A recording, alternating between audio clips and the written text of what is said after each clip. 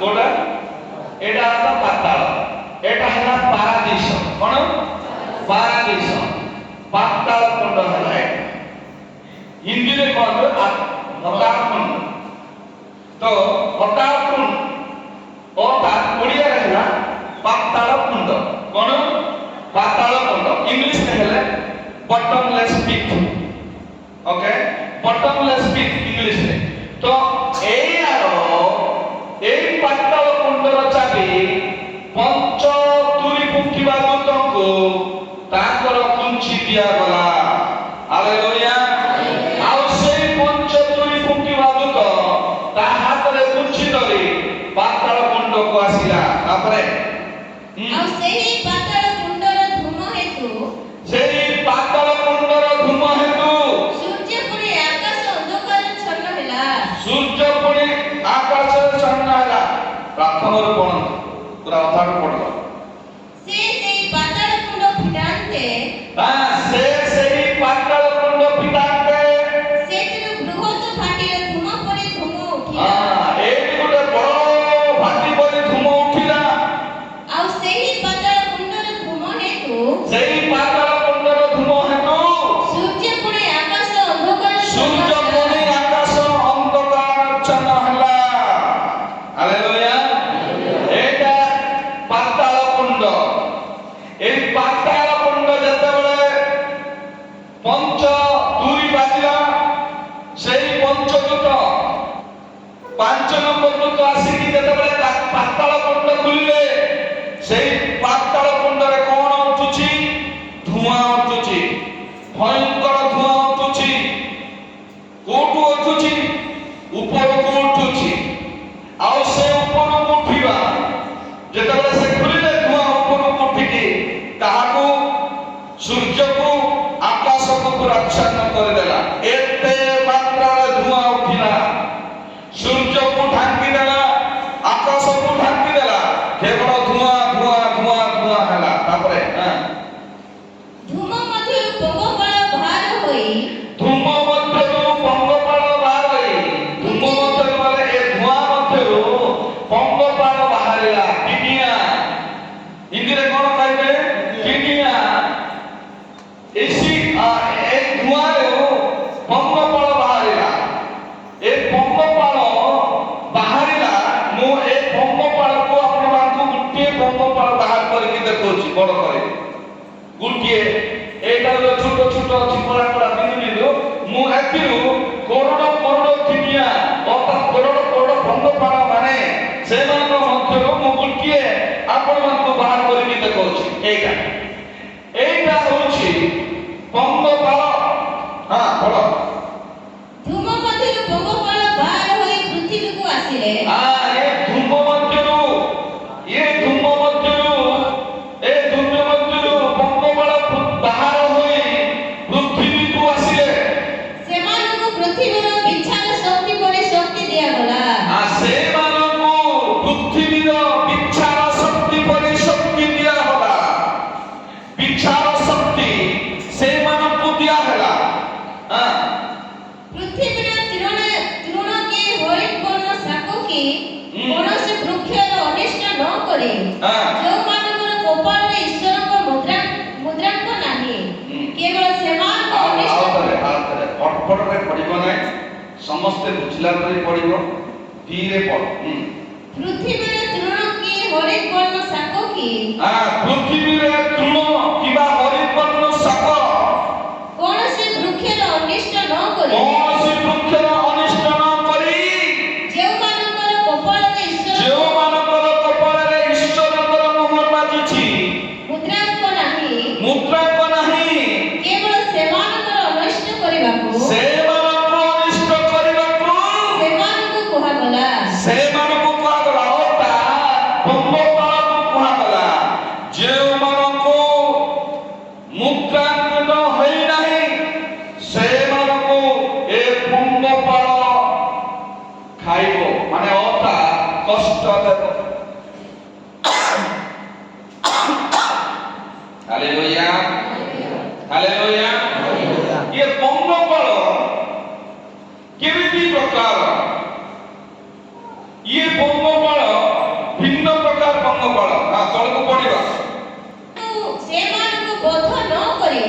ହଁ 5 ମାସ ପର୍ଯ୍ୟନ୍ତ ହଁ ସେମାନଙ୍କର ଯନ୍ତ୍ରଣା ଘଟେଇବାକୁ ହଁ ସେମାନଙ୍କୁ କ୍ଷମତା ଦିଆଗଲା।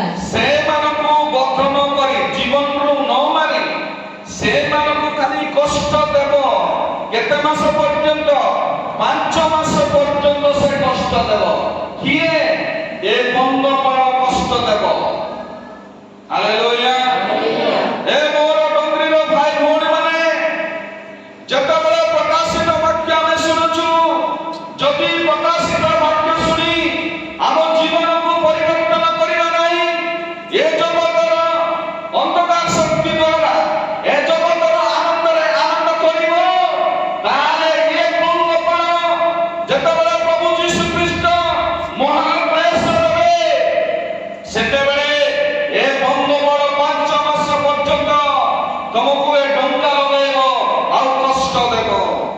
Hallelujah hallelujah. ସେଥିପାଇଁ ଆଜି ଏକ ମନ ପରିବର୍ତ୍ତନ କର, ପ୍ରଭୁଙ୍କ ଠାରେ ଭୟ କର, ପ୍ରାର୍ଥନା ଉପାସନାରେ ଜୀବନ ଯାପନ କାଟ, ତାହେଲେ ପ୍ରଭୁ ଯୀଶୁ ଖ୍ରୀଷ୍ଟ ଯେତେବେଳେ ଆସିବେ ତୁମେ ପ୍ରଭୁଙ୍କ ସହିତ ସ୍ୱର୍ଗକୁ ଯିବ। Hallelujah hallelujah. କିଏ ଡଙ୍କା ଲଗାଇବ? ଓକେ, କିଏ ବିଛୁର ଡଙ୍କା ଖାଇଛ? ବିଛୁ, କଙ୍କଡା ବିଛୁ କିଏ ବି ଖାଇନ? ବହୁତ ଜାଣିନ ସେତେବେଳେ। କଙ୍କଡା ବିଛୁ ଯେତେବେଳେ ଢଙ୍କା ଲଗାଇବ 24 ଘଣ୍ଟା ତାର ବଥା ରହିବ। କଙ୍କଡା ବିଛୁ ଗୋଟେ ଥର ଯଦି ଢଙ୍କା ଲଗାଇବ ତାହେଲେ 24 ଘଣ୍ଟା ତାର ବିଷ ରହିବ, ଆଉ ସେ 24 ଘଣ୍ଟା ବିଷ ରହିବ। ମନେକର ଦେଖ, ସେ 5 ମାସ ପର୍ଯ୍ୟନ୍ତ କଣ୍ଟିନ୍ୟୁ ଢଙ୍କା ଲଗାଉଥିବ। କେମିତି? ମୁଁ କହୁଛି କଣ ପାଇଁ ସେ ଢଙ୍କା ଲଗାଇବ। ହଁ ତଳେ ପଢିବା। ବିଛା ମନୁଷ୍ୟକୁ ମାରିଲେ ଯେପରି ଯନ୍ତ୍ରଣା ହୁଏ, ବିଛା ମନୁଷ୍ୟକୁ ମାରିଲେ ଯେପରି ଯନ୍ତ୍ରଣା ହୁଏ, କଷ୍ଟ ହୁଏ, ବଥା ହୁଏ, ଏହି ଯନ୍ତ୍ରଣା ସେହି ପ୍ରକାର। ସେହି ଯନ୍ତ୍ରଣା ସେହି ପ୍ରକାର। ମୋର ଭାଇମାନେ, ମୋର ଭଉଣୀମାନେ, ଆଜି ଯଦି ଆମେ ଜଗତରେ ଆନନ୍ଦ କରୁଛୁ, ଯଦି ସ୍ୱର୍ଗରାଜ୍ୟ ଯିବା ନାହିଁ, ସେଦିନ ଏ କଙ୍କଡା ବିଛୁ, ହଁ ସେଦିନ ବଢିଆ ସାଙ୍ଗସାଥି ହେଇକିରି ମଜା ନେଉଥିଲୁ ନା, ଆହୁରି ଢଙ୍କା ଲଗାଇବ ନେ, ଆହୁରି କେତେ ପାପ କରୁଛୁ, ଗୁଟେ ଗୁଟେ ଗୁଟେ ଗୁଟେ କହି କହି ସେ ଢଙ୍କା ଲଗାଇବ। ଆଉ ଯେତେବେଳେ ସେ ଆମ ମାନଙ୍କୁ କଷ୍ଟ ଦେବ, ସେତେବେଳେ ଆମେ ଆଉ ତ୍ରାହି ପାଇବା ନାହିଁ। ତା ତଳେ ପଢନ୍ତୁ। ସେହି ସମୟରେ ମନୁଷ୍ୟମାନେ ମୃତ୍ୟୁର ଅନ୍ୱେଷଣ କରିବେ, କିନ୍ତୁ କୌଣସି ପ୍ରକାରେ ତାହାର ଉଦ୍ଦେଶ୍ୟ ପାଇବେ ନାହିଁ। ମରିବା ପାଇଁ ଇଚ୍ଛା କରିବେ, ମାତ୍ର ମରି ପାରିବେ ନାହିଁ। ହେଲା, ଦୌଡ଼ି ଲଗାଇବେ, ଦୌଡ଼ି ଫିଟି ଯିବ, ଛୁରୀ ଆଣି ଖୁସିରେ ଛୁରୀ ଲେପି ଯିବ। ଏମିତି ପ୍ରକାର ମୃତ୍ୟୁ ଆଉ ହେବ ନାହିଁ। ମଣିଷ ଯେତେ ଚେଷ୍ଟା କଲେ ବି, ମରିବା ପାଇଁ ଚେଷ୍ଟା କଲେ ବି ମରିବ ନାହିଁ। ମାତ୍ର ଇଏ ବିଛୁ ପରି ଏକ ପଙ୍ଗପାଳ 5 ମାସ ପର୍ଯ୍ୟନ୍ତ ତାହାକୁ କଷ୍ଟ ଦେବ।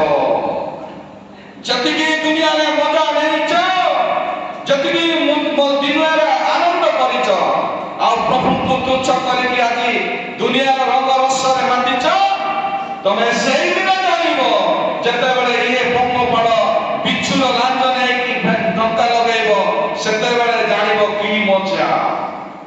ସେଥିପାଇଁ ମନ ପରିବର୍ତ୍ତନ କର। କିଏ କୋଉଠି ଅଛ, ଫେରି ଆସ ଯୀଶୁଙ୍କ ପାଖରେ। ଯୀଶୁ ଆଜି ତମକୁ କ୍ଷମା କରିବେ। ଆଉ ଯେତେବେଳେ ସେ ସ୍ୱର୍ଗରୁ ଆସିବେ ମଣ୍ଡଳୀକୁ ନେବା ପାଇଁ, ସେତେବେଳେ ତମକୁ ମଧ୍ୟ ସେ ସ୍ଥାନରେ ନେଇଯିବେ। Hallelujah hallelujah. ତଳେ ପଢିବା। ସେମାନେ ମରିବାକୁ ବାଞ୍ଛା କରିବେ, ସେମାନେ ମରିବା ପାଇଁ ଇଚ୍ଛା କରିବେ। କେଉଁମାନେ? ବିଛୁ ଢଙ୍କା ଲଗାଉଥିବ ନା, ସେମାନେ ମରିବା ପାଇଁ ଇଚ୍ଛା କରିବେ, ମାତ୍ର ସେ ମଣିଷ ମାନେ ମରିବେ ନାହିଁ। କିନ୍ତୁ ମୃତ୍ୟୁ ସେମାନଙ୍କ ଠାରୁ ପଳାୟନ କରିବ। ମୃତ୍ୟୁ ସେମାନଙ୍କ ଠାରୁ ପଳାୟନ କରିବ। ହାଲେଲୁୟା। ଆଜି ମୃତ୍ୟୁ ଆମକୁ ବୁଡଉଛି, କିନ୍ତୁ ସେଦିନ ମୃତ୍ୟୁ ପଳେଇବ। ଆମେ ମରିବା ପାଇଁ ଇଚ୍ଛା କଲେ ମଧ୍ୟ ମରିବା ନାହିଁ। ଏହା ପରମେଶ୍ୱରଙ୍କର ବାକ୍ୟ। ମୁଁ ଆପଣମାନଙ୍କୁ ପଢିକି ଶୁଣାଉଛି ଏବଂ ମୁଁ କହୁଛି, ଯୋଉଟା ନିହାତି ଘଟିବ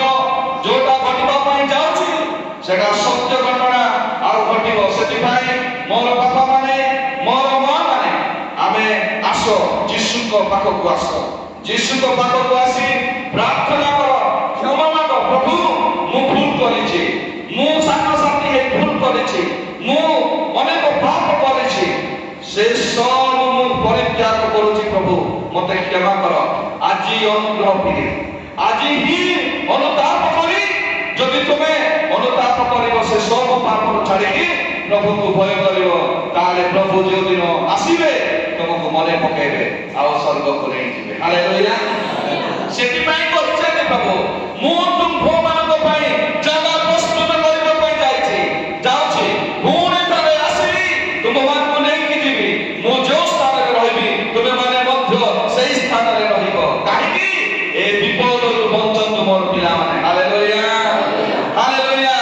ଆମର ବିଶ୍ୱାସ ଯେ ଯୀଶୁ ଆସିବେ ଆମକୁ ନେଇଯିବେ, ଏ ବିପଦରୁ ଆମେ ବଞ୍ଚିଯିବା। ତଳକୁ ପଡ଼ିବା। ପଙ୍ଗପାଳମାନଙ୍କର ଆକୃତି ପଙ୍ଗପାଳମାନଙ୍କର ଆକୃତି ଯୁଦ୍ଧାର୍ଥ ସଜ୍ଜିତ ଅଶ୍ୱମାନଙ୍କର ସଦୃଶ୍ୟ। ଆପରେ ପଙ୍ଗପାଳମାନଙ୍କର ଆକୃତି ଯୁଦ୍ଧାର୍ଥ ସଜ୍ଜିତ ଅଶ୍ୱମାନଙ୍କର ସଦୃଶ୍ୟ। ଯୁଦ୍ଧ ପାଇଁ ସଜାଇଥିବା ଘୋଡ଼ାମାନଙ୍କ ପରି ଦେଖାଯିବ। କଣ ପଙ୍ଗପାଳ? ଦେଖ, ଏଇଟା ପୁରା ଯୁଦ୍ଧରେ ବାହାରିବା ପାଇଁ ପୁରା ସଜାଇ ହେଇଥିବା ଘୋଡ଼ା ପରି ଦେଖାଯାଉଛି। ତାପରେ ସେମାନଙ୍କର ମସ୍ତକର ଆଭରଣ ସୁବର୍ଣ୍ଣ ମୁକୁଟ ତୁଲ୍ୟ। ଆଉ ତାର ସୁବର୍ଣ୍ଣ ମୁକୁଟ। ପୁଣି ସେମାନଙ୍କର ମୁଖ ମନୁଷ୍ୟମାନଙ୍କର ମୁଖ ସଦୃଶ୍ୟ। ସେମାନଙ୍କର ମୁଖ ମନୁଷ୍ୟମାନଙ୍କର ମୁଖ ପରି। କାହାର? ପଙ୍ଗପାଳର। ସ୍ତ୍ରୀ ଲୋକମାନଙ୍କର କେଶ ସଦୃଶ୍ୟ। ସେମାନଙ୍କର କେଶ ସ୍ତ୍ରୀ ଲୋକମାନଙ୍କର କେଶ ସଦୃଶ। ସେମାନଙ୍କର କେଶ ସିଂହ ଦନ୍ତ ତୁଲ୍ୟ। ସେମାନଙ୍କର ଦନ୍ତ। ସ୍ତ୍ରୀ ଲୋକମାନଙ୍କର କେଶ ସଦୃଶ୍ୟ। ସେମାନଙ୍କର କେଶ ସିଂହ ଦନ୍ତ ତୁଲ୍ୟ। ସେମାନଙ୍କର ଦନ୍ତ। ସିଂହ ଦାନ୍ତ ପରି ସେମାନଙ୍କର ଦାନ୍ତ। ହାଲେଲୁୟା। ସେମାନଙ୍କର କେଶ ସ୍ତ୍ରୀ ଲୋକମାନଙ୍କର କେଶ ପରି, ସେମାନଙ୍କର ଦାନ୍ତ ସିଂହ ଦାନ୍ତ ପରି, ସେମାନଙ୍କର ମୁଖ ମନୁଷ୍ୟମାନଙ୍କର ମୁଖ ପରି। କାହାର? ପଙ୍ଗପାଳର। ହାଲେଲୁୟା। ତଳକୁ ପଡ଼ିବା। ଲୌହ ଉରସ୍ତ୍ର ପରି ସେମାନଙ୍କର ଉରସ୍ତ୍ରାଣ। ଲୌହ ଉରସ୍ତ୍ରାଣ ପରି ସେମାନଙ୍କର ଉରସ୍ତ୍ରାଣ। ଏଟା ଲୁହାର ଉରସ୍ତ୍ରାଣ ଦିଆହେଇଛି। କିଏ ଯଦି ବନ୍ଧୁକରେ ନାଚିବ, ଇଏ ଉରସ୍ତ୍ରାଣ ରକ୍ଷା କରିବ। ତାପରେ ପୁଣି ରଥ ରଣକ୍ଷେତ୍ରରେ ଭାବମାନ ଅନେକ ଈଶ୍ୱରଙ୍କ ଶବ୍ଦ ପରି ସେମାନଙ୍କ ପକ୍ଷର ଶବ୍ଦ। ଯେତେବେଳେ ଯୁଦ୍ଧରେ ବାହାରିବା ବେଳେ ଯେମିତି ଘୋଡ଼ାମାନେ ଥାଉଥିବେ, ଶବ୍ଦ ହେବ ନାହିଁ କି? ସେମିତି ସେମାନଙ୍କର ପକ୍ଷର ଶବ୍ଦ ହେବ। ସେମାନେ ଉଡ଼ି ଉଡ଼ି ଆସିଲା ବେଳେ ଘୋଡ଼ାରେ ବହୁତ ଘୋଡ଼ା ଯାକ ଦୌଡ଼ିଲା ପରି ଶବ୍ଦ ହେବ। କାହାର? ପଙ୍ଗପାଳର। ସେମାନେ ଉଡ଼ି ଉଡ଼ିକି ଆସିବେ। ମୁଁ ଜାଣିଛି 2018 ମସିହାରେ ପାକିସ୍ତାନରୁ ଉଡ଼ି ଉଡ଼ି ଆସିଲେ ମହାରାଷ୍ଟ୍ର ଦେଇ। ସରକାର ବହୁତ ଅତବ୍ୟସ୍ତ ହେଇଗଲା। ପଙ୍ଗପାଳ ଏତେ ମାତ୍ରାରେ ଆମର ଇଣ୍ଡିଆକୁ ଆସିଲେ କେମିତି ଆମେ ରହିବା, ଫସଲ ସବୁ ଖାଇଦେବ, ଆମ ଇଣ୍ଡିଆକୁ ଗରିବ କରିଦେବ। ଆଜି ପାକିସ୍ତାନରେ କାହିଁକି ଗରିବ? କାହିଁକି ଜାଣିଛନ୍ତି? ପଙ୍ଗପାଳ ମାନେ ବେଶୀ ଅଛନ୍ତି। ଯୋଉ ଚାଷ କଲେ ମଧ୍ୟ ନଷ୍ଟ କରିଦେଉଛନ୍ତି।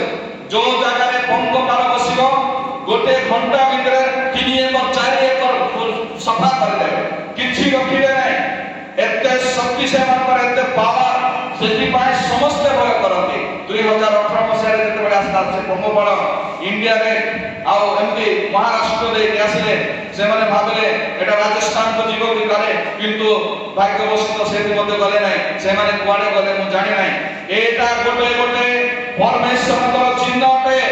ତେଣୁକରି ଆପଣମାନେ ଯୋଉଟା ପଢୁଛନ୍ତି, ଶୁଣୁଛନ୍ତି, ଏଇଟା ଦିନ ଆସିବ, ଘଟିବ। କେତେବେଳେ ଘଟଣା ଘଟିବ? ପଞ୍ଚମ ଦୂତ ଯେତେବେଳେ ତୁରୀ ଫୁଙ୍କିବେ, ସେତେବେଳେ ଘଟଣା ଘଟିବ। ପଙ୍ଗପାଳ ଅତଖଣ୍ଡା ଅର୍ଥାତ୍ ପାତାଳ କୁଣ୍ଡରୁ ବାହାରିବେ। ଆଉ ସେମାନେ ଫସଲ ନଷ୍ଟ କରିବା ପାଇଁ ନାହିଁ, ଗଛର ପତ୍ର ନଷ୍ଟ କରିବା ପାଇଁ ନାହିଁ, ଓ ଧାନକୁ ଖାଇବା ପାଇଁ ନାହିଁ, କି ଘାସକୁ ଖାଇବା ପାଇଁ ନୁହଁ। ସେମାନଙ୍କୁ ଆଦେଶ ଦିଆହବ, ହେ ପଙ୍ଗପାଳ ମାନେ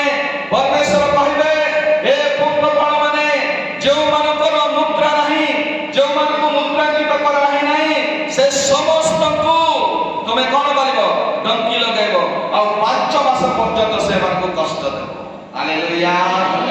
ଆଚ୍ଛା, ଏ ମୁଦ୍ରାଙ୍କିତ ହେଇଥିବା ଲୋକମାନେ କିଏ? ଇସ୍ରାଏଲ ଲୋକମାନେ। ହାଲେଲୁୟା। ତାଳି ମାରି ଦଉଛି ଆପଣମାନଙ୍କ ପାଇଁ। ହାଲେଲୁୟା। କେତେ ଲୋକମାନେ ମୁଦ୍ରାଙ୍କିତ ହେଇଛନ୍ତି? 1,44,000 ଲୋକମାନେ। ସେମାନଙ୍କୁ ଛାଡ଼ିକି ଏ ଜଗତରେ ସମସ୍ତଙ୍କୁ କଣ କରିବ? ଏ ପଙ୍ଗପାଳ ଡଙ୍କା ମାରିବ, ଡଙ୍କା। ହାଲେଲୁୟା। ସମସ୍ତଙ୍କୁ ଯେତେବେଳେ ଡଙ୍କା ମାରିବ, ଆଉ ଛଟପଟ ହଉଥିବ, କଥାରେ ଗୋଡ଼ ଧରୁଥିବ, ଦାନ୍ତ କାମୁଡୁଥିବ, ଆଉ ଟାୱାର ମାନୁଥିବ, ଅଣ୍ଟା ଭିଡୁଥିବ, କିଛି କାମ କରିବ ନା, ଆହୁରି ଝାଙ୍କି ଦେବ। 5 ମାସ ପର୍ଯ୍ୟନ୍ତ ସେମାନେ ଢାଙ୍କି ଦେବେ। ଓକେ, ତାପରେ ତଳକୁ ବିଛାର ଲାଙ୍ଗୁଳ ଓ ନାହୁଡ଼ ପରି ଦେଖ, ଏ ବିଚାର ଲାଙ୍ଗୁଳ ନାହୁଡ଼ ପରି ସେମାନଙ୍କର ଲାଙ୍ଗୁଳ ଓ ନାହୁଡ଼ ସେମାନଙ୍କର ଲାଙ୍ଗୁଳ ଓ ନାହୁଡ଼ 5 ମାସ ପର୍ଯ୍ୟନ୍ତ 5 ମାସ ପର୍ଯ୍ୟନ୍ତ ମନୁଷ୍ୟମାନଙ୍କର କ୍ଷତି କରିବାକୁ ମନୁଷ୍ୟମାନଙ୍କର କ୍ଷତି କରିବା ପାଇଁ ସେମାନଙ୍କର ଲାଙ୍ଗୁଳରେ ଶକ୍ତି ଥିଲା। ସେମାନଙ୍କର ଲାଙ୍ଗୁଡ଼ରେ ଶକ୍ତି ଥିଲା। ବୋଲୋ ୟୀଶୁ ମसीह କି ହାଲେଲୁୟା। ସେମାନଙ୍କର ଲାଙ୍ଗୁଡ଼ ନାହୁଡ଼ ପରି, ଅର୍ଥାତ୍ ନାହୁଡ଼ ବୋଲେ ଲାଞ୍ଜରେ ବିଷ ଥିବାଟା ନାହୁଡ଼ କୁହାଯାଏ।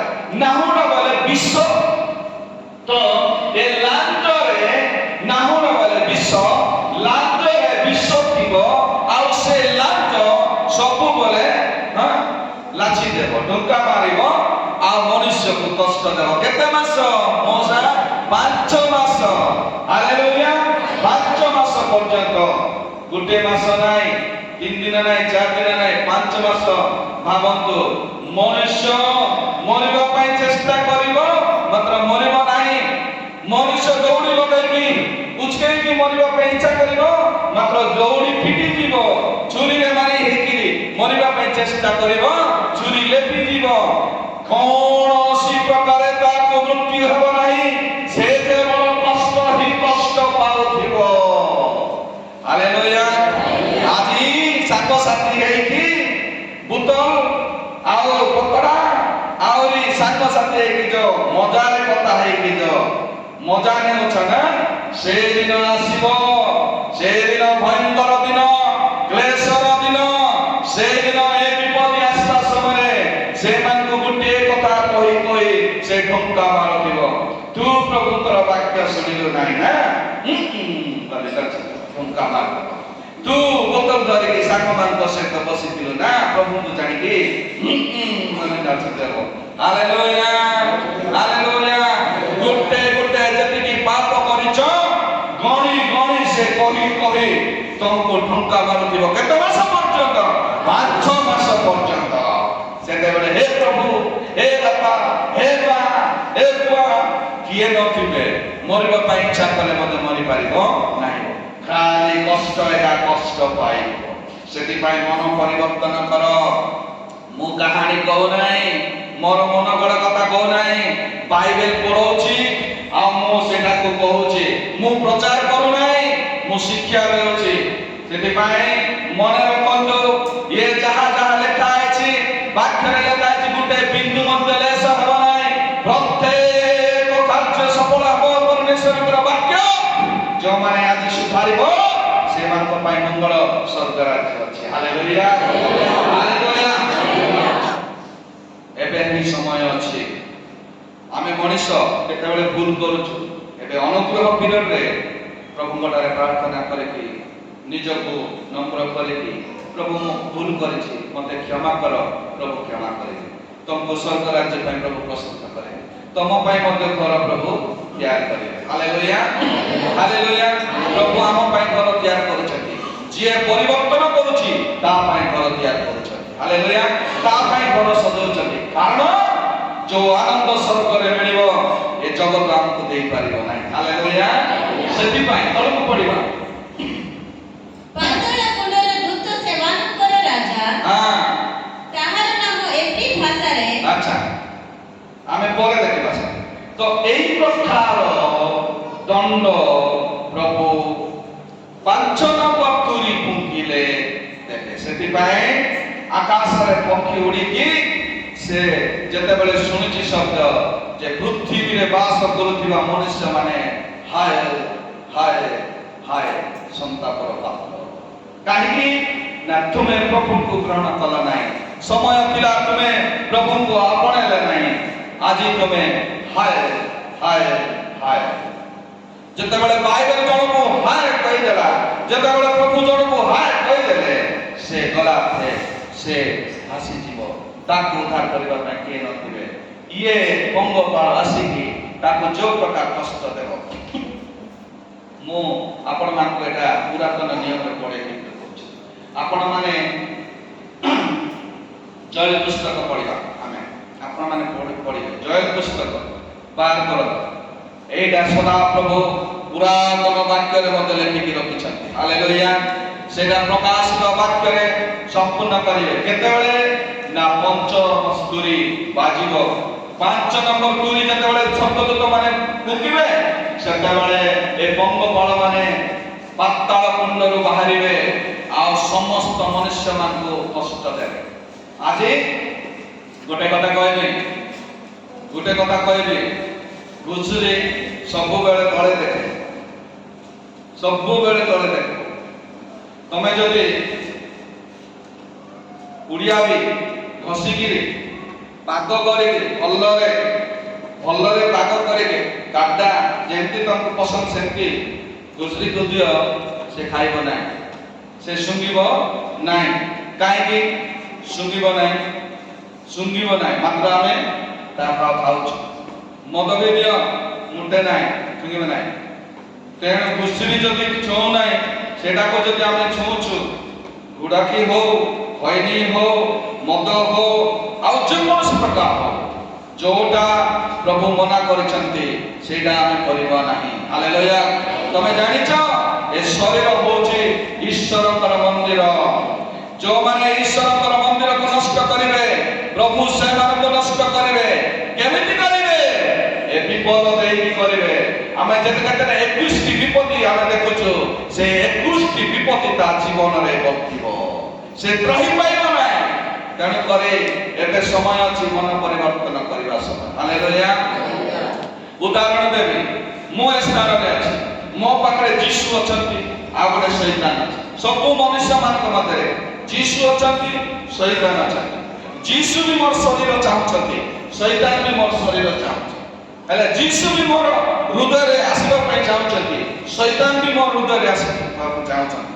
ମାତ୍ର ମୋର ନିଷ୍ପତ୍ତି କ'ଣ ହେବା ଦରକାର, ମୁଁ ସେଇଟା ଡିସାଇଡ୍ କରିବି। ମୁଁ ଯୀଶୁକୁ ଗ୍ରହଣ କରିବି ନା ଶୈତାନକୁ ଗ୍ରହଣ କରିବି? ଶୈତାନ ଠାରେ ଗଲେ ଆନନ୍ଦ ଅଛି, ଖୁସି ଅଛି, ମଜା ଅଛି, ମଜା ଆନନ୍ଦ ଅଛି। ମାତ୍ର ଯୀଶୁଙ୍କ ଠାରେ ମୁଁ ଯଦି ଆପଣେଇବି, ଯୀଶୁଙ୍କ ପାଇଁ କଷ୍ଟ ସହିବାକୁ ପଡ଼ିବ। ପ୍ରଭୁଙ୍କ ପାଇଁ ମୁଁ ନିନ୍ଦା ପାଇବାକୁ ପଡ଼ିବ, ଅପମାନ ସହିବାକୁ ପଡ଼ିବ। ତେଣୁ ମୁଁ ଯୀଶୁକୁ ଛାଡ଼ି ପାରିବି ନାହିଁ। ଯଦି ଯିଏ ଯୀଶୁକୁ ଛାଡ଼ିବ ନାହିଁ, ସେ ଦିନ ଆସିବ ତାର ଆତ୍ମା ସ୍ୱର୍ଗକୁ ଯିବ। ହାଲେଲୁୟା। ଯୀଶୁ ମଧ୍ୟ ସ୍ୱର୍ଗକୁ ଅଛନ୍ତି, ଆଉ ସେ ଆତ୍ମା ନେଇକି ସ୍ୱର୍ଗକୁ ଯିବେ। ମାତ୍ର ଇଏ ଶୈତାନର କ'ଣ ଏ ପୃଥିବୀରେ ରହିବ, ଇଏ ମଣିଷ ମଧ୍ୟ ମରିଯିବ। ଯିଏ ମଣିଷ ଯୀଶୁକୁ ଆପଣେଇଛି ସେ ମଧ୍ୟ ମରିଯିବ। ଇଏ ସତ, ସେ ତାର ଆତ୍ମା ଗଲା। ଯଦି ସେ ମଣିଷ, ଉଦାହରଣ ଦଉଛି ମନେ ରଖ, ଯଦି ସେ ମଣିଷ ଯୀଶୁକୁ ଛାଡ଼ିଦେଲା ଆଉ ଶୈତାନଙ୍କ କାର୍ଯ୍ୟ ଆପଣେଇଲା, କେମିତି ଆନନ୍ଦ କରିବ, ସାଙ୍ଗମାନଙ୍କ ସହିତ ବୁଲିବ, ସେ ଯାତ୍ରା, ସେ ପର୍ବ, ସେ ଗଣ୍ଡଗୋଳରେ, ସେ କୋଉଠୁ କେଛେରେ, ସେ ଜେଲରେ, ସେ ଅନେକ ପ୍ରକାର କାମ କରିବ, ମନ୍ଦ କାମ, ଆଉ ସେ ଦିନେ ମରିଯିବ। ତାର ଆତ୍ମା କୋଉଠି ଯିବ? ପାତାଳରେ ଯିବ। ସେ ପାତାଳରେ ଗଲେ, ପାତାଳରେ କ'ଣ ଅଛି? ଅଗ୍ନି ଅଛି, ନିଆଁ ଅଛି, କିନ୍ତୁ ସେଟା ନର୍କ ନାହିଁ। ଆମେ ଶିଖିଛୁ ପାତାଳରେ ଯିବ। ହେଲେ ଇଏ ଏବେ କାହାର ଆତ୍ମା, କାହାର ଶରୀର ବି ପାଇବ ନାହିଁ। ଇଏ କ'ଣ କରିବ? ତା ପରିବାରକୁ ସେ ଟାର୍ଗେଟ କରିବ। କିଏ? ଶୈତାନ ତା ପରିବାରକୁ ଟାର୍ଗେଟ କରିବ। କାରଣ ଇଏ ଜାଣିଛି ମୁଁ କେମିତି ସ୍ୱର କରେ, ମୋର ଆବାଜ କେମିତି, ମୋର ମନ କ'ଣ, ମୁଁ କେମିତି ଭାବେ, ମୋର ଇଚ୍ଛା କ'ଣ, ମୋର ଖାଇବାର ଇଚ୍ଛା କ'ଣ, ମୁଁ କାହାକୁ ବେଶୀ ଭଲ ପାଉଥିଲି, ସବୁ ଇଏ ଜାଣିଛି। କିଏ? ଶୈତାନ ଜାଣିଛି। ତ ସେଇଟା ରୂପ ନେବ ଆଉ ତାର ଉପରେ ଆବାଜ କରିବ ତାଙ୍କ ଘରେ ଯାଇ। ଯେତେବେଳେ ସେମାନେ ଶୁଣିଦେବେ, ଏ ମା ଆସିଲାନି, ମା ଆସିଥିଲା ଆଜି, ବୋଲ ହଁ ମତେ ଗ୍ରହଣ କରୁଛନ୍ତି, କିଏ? ଇଏ ଶୈତାନ, ମତେ ମାନିଛନ୍ତି। ଓକେ ନାଇଁ ନା ତାପରେ ସେମାନେ କଣ ଭାବେ ନାଇଁ ମା ଆସୁଛନ୍ତି କିଛି ଗୋଟେ ଖାଇବାକୁ ଦିଅ, ତାକୁ ଯୋଉଟା ଇଚ୍ଛା କରୁଥିଲେ ସେଇଟାକୁ କାଢିକିରି ବାରଣ୍ଡାରେ ରଖିଦେଲେ। ଓ ବଢିଆ, ମତେ ଗ୍ରହଣ କଲେ। ତାପରେ ଆସ୍ତେ ଆସ୍ତେ ଆସ୍ତେ ଆସ୍ତେ କାହାର ଜୀବନରେ ସେ ପଶିବ ଆଉ ତାର ପରିବାର ଲୋକକୁ ଯେହେତୁ ମାରିଛି ସେମିତି ଏକା ତାକୁ ମାରିବ। ସେଥିପାଇଁ ଜାଗ୍ରତ ଆଜିକାଲି କହୁଛନ୍ତି ଭୂତ ଆସିଲା, ପ୍ରେତ ଆସିଲା। ବାପା ଆସିଥିଲେ ଆଜି ମରିଗଲା ପରେ, ଆଜି ଆସିଥିଲା ଡୁମା, ଆଜି ଆସିଥିଲା ବାପା ଏମିତି କରୁଥିଲା, ସେମିତି ସାଉଣ୍ଡ ଥିଲା। ସେଟା ବାପା ନାହିଁ, ତମର ବାପା ଏଠି ନାହିଁ, ତମର ବାପା ପାରାଦୀସରେ ଅଛି ନହେଲେ ପାତାଳରେ ଅଛି। ସେଇଟା ଯିଏ ଆସୁଛି ସେଇଟା ହେଲା ଶୈତାନ। ତମର ବାପାର ସ୍ୱରରେ, ତମର ବାପାର ଇଚ୍ଛାରେ, ତମର ମନ ତମର ବାପାର ଜାଣିଛି, ସେ ଅନୁସାରେ ଆସୁଛି। ସେଥିପାଇଁ ଭଲ ଉଦାହରଣ ଦେଇଛି, ଜାଗ୍ରତ ହୁଅନ୍ତୁ, ଭଲ ଶିକ୍ଷା ଗ୍ରହଣ କରନ୍ତୁ, ଶୈତାନ ହସ୍ତରୁ ଉଦ୍ଧାର ପାଆନ୍ତୁ। ମାତ୍ର ଯୀଶୁକୁ ଗ୍ରହଣ କଲେ କଣ ଅଛି? ନିନ୍ଦା ଅଛି, ଅପମାନ ଅଛି, କଷ୍ଟ ଅଛି, ରୋଗ ବି ଆସିବ, କ୍ଲେଶ ବି ଆସିବ, ଅନେକ ପ୍ରକାର ଆସିବେ। ସେ ସବୁରୁ ପ୍ରଭୁ ଉଦ୍ଧାର କରିବେ। ଆଉ ଯୋଉଦିନ ସେ ପ୍ରଭୁ ସ୍ୱର୍ଗରୁ ଆସିବେ ଆମକୁ ନେଇଯିବେ। Hallelujah, hallelujah. ତେଣୁ ଯୀଶୁଙ୍କ ସହିତ ଲାଗିକି ରହିବା। ଏବେ ଆଉ ଗୋଟେ ଉଦାହରଣ ଦେବି, ଚୁମ୍ବକ ଆଉ ଲୁହା। ଯଦି ଚୁମ୍ବକ ଲୁହାରେ ଘଷୁଥିବ ସବୁବେଳେ, ଯଦି ଘଷୁଥିବ ସବୁବେଳେ, 3 ଦିନ 4 ଦିନ 5 ଦିନ ମାସେ ଏମିତି ଘଷୁଥିବ, ସେ ଚୁମ୍ବକକୁ ସେଠୁ ବାହାର କରି ରଖିଦିଅ। ଆଉ ସେ ଲୁହାକୁ ନେଇକି ଆଉ ଗୋଟେ ଲୁହାକୁ ଲଗାଅ। କଣ କରିବ? ସେ ଟାଣିବ, ଆକର୍ଷଣ କରିବ ଆଉ ଟାଣିବ। କାହିଁକି ନା ଯୀଶୁଙ୍କର ଶକ୍ତି ସେ ପାଇଛି। ହାଲେଲୁୟା। ସେଥିପାଇଁ ଦୁଃଖ ଆସିଲେ ବି, କଷ୍ଟ ଆସିଲେ ବି, ଯୀଶୁଙ୍କୁ ଯେଉଁମାନେ ଧରିଛନ୍ତି, ସେମାନଙ୍କର ଅଭାବ ହେଲେ ବି, ସେମାନଙ୍କର ଦରିଦ୍ର ହେଲେ ବି, ସେମାନଙ୍କ ପରିବାର ରୋଗ ହେଲେ ବି, ସମସ୍ୟା ଆସିଲେ ବି, ସେମାନେ ଯୀଶୁଙ୍କୁ ଯଦି ଧରିଛନ୍ତି ତାହେଲେ ଯୀଶୁଙ୍କର ଶକ୍ତି ସେମାନଙ୍କ ପାଖରେ ଅଛି। Hallelujah, hallelujah. ତେଣୁ ବୁଝିବାର ଶକ୍ତି ପ୍ରତ୍ୟେକ ମନୁଷ୍ୟରେ ହେବା ଦରକାର। ଯେତେବେଳେ ପ୍ରକାଶିତ ବାକ୍ୟ ଶୁଣୁଛନ୍ତି, ପ୍ରତ୍ୟେକ ଲୋକମାନେ ମନ ପରିବର୍ତ୍ତନ କରନ୍ତୁ। ପ୍ରତ୍ୟେକ ବିଶ୍ରାମ ଦିନ ପବିତ୍ର ଦିନ, ସେହି ଦିନକୁ ପବିତ୍ର ରୂପେ ପାଳନ କରନ୍ତୁ। ସେଥିପାଇଁ ପ୍ରଭୁ କହିଲେ, ମୁଁ ପବିତ୍ର, ତୁମେମାନେ ମଧ୍ୟ ପବିତ୍ର ହୁଅ। ହାଲେଲୁୟା। ଆଉ ଯଦି ତୁମେ ସେପରି ଭାବରେ ଜୀବନଯାପନ କାଟୁନ, ତାହେଲେ ରେଡି ହୁଅ, ଇଏ ପଙ୍ଗପାଳ ଆସୁଛି ତମ ପାଇଁ, ଏ ପଙ୍ଗପାଳ ଆସୁଛି ତମ ପାଇଁ। ଯଦି ତମେ ପ୍ରସ୍ତୁତ ହବ, ତାହେଲେ ପଙ୍ଗପାଳର ମୁହଁ ବି ତମେ ଦେଖିପାରିବ ନାହିଁ। Hallelujah, hallelujah. ତେଣୁ ଜୟ ଖ୍ରୀଷ୍ଟ ଆମେ ପଢିବା 2:4-12 ପର୍ଯ୍ୟନ୍ତ। ସେମାନଙ୍କର ଆକାର, ସେମାନଙ୍କର ଆକାର, ପଙ୍ଗପାଳର ଆକାର ଅଶ୍ୱଗଣର ଆକୃତି ତୁଲ୍ୟ, ସେମାନଙ୍କର ଅଶ୍ୱଗଣର ଆକୃତି ତୁଲ୍ୟ।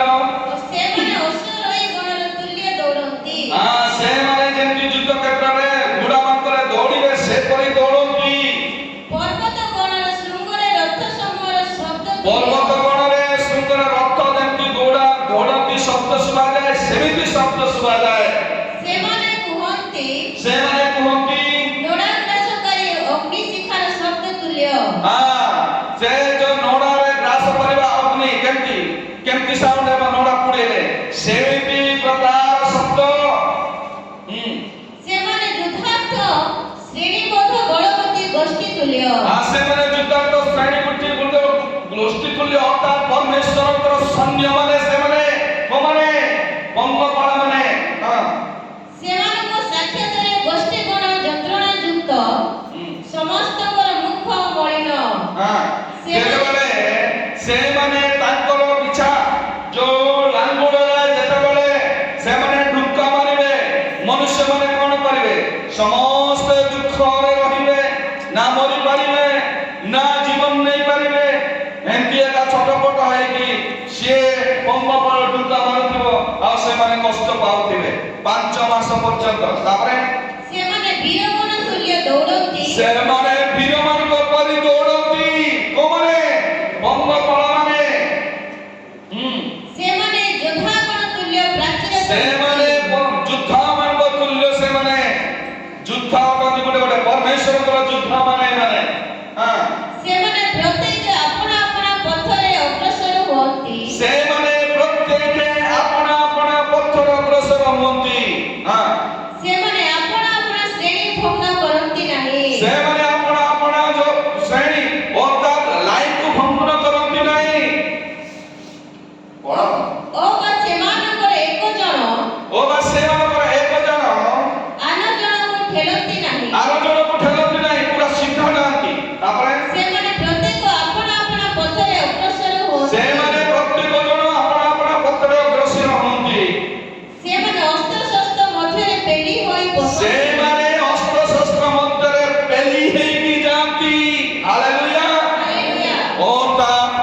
ବନ୍ଧୁକ ହଉ ବମ୍ ହଉ ଯେକୌଣସି ଜିନିଷ ହଉ ସେମାନଙ୍କୁ ସେଇଟା କିଛି କରିପାରିବେ ନାହିଁ, ସିଧା ସେମାନେ ଫେଲି ହେଇକି ଯିବେ। ହାଲେଲୁୟା। କୋଉମାନେ? ଏମାନେ ହଉଛନ୍ତି ପରମେଶ୍ୱରଙ୍କର ସେନା। ହାଲେଲୁୟା। ଏ ବନ୍ଧପାଳ ମାନେ ହଉଛନ୍ତି ପରମେଶ୍ୱରଙ୍କର ସେନା ଯୋଦ୍ଧା ମାନେ। ଆପଣ ଆପଣ ଯିବାର ପଥ ଛାଡ଼ନ୍ତି ନାହିଁ। ହଁ, ସେମାନେ ନଗର ଉପରେ କୁହନ୍ତି, ସେମାନେ ନଗର ଉପରେ କୁହନ୍ତି, ସେମାନେ ପ୍ରାଚୀର ଉପରେ ଦୌଡ଼ନ୍ତି, ସେମାନେ ପ୍ରାଚୀର ଉପରେ ଦୌଡ଼ନ୍ତି, ସେମାନେ ଗୃହ ଉପରେ ଚଢ଼ନ୍ତି, ସେମାନେ ଗୃହ ଉପରେ ଚଢ଼ନ୍ତି, ସେମାନେ ଚୋର ପରି ଝରକା ବାଟେ ପ୍ରବେଶ ସେମାନେ କରନ୍ତି। ଚୋର ପରି ଘର କବାଟ ଝରକାରେ ପଶନ୍ତି। ସେମାନଙ୍କ ସମ୍ମୁଖରେ ପୃଥିବୀ କମ୍ପିତ ହୁଏ। ସେମାନଙ୍କ ସମ୍ମୁଖରେ ବନ୍ଧପାଳମାନଙ୍କ ସମ୍ମୁଖରେ ପୃଥିବୀ କମ୍ପିତ ହୁଏ, ଆକାଶମଣ୍ଡଳ ଥରଥର ହୁଏ, ଆକାଶ ମଣ୍ଡଳ ଥରଥର ହୁଏ, ସୂର୍ଯ୍ୟ ଓ ଚନ୍ଦ୍ର ଅନ୍ଧକାରମୟ ହୁଏ। ସୂର୍ଯ୍ୟ ଚନ୍ଦ୍ର ଉଭୟଙ୍କର ଅନ୍ଧକାରମୟ ହୁଏ।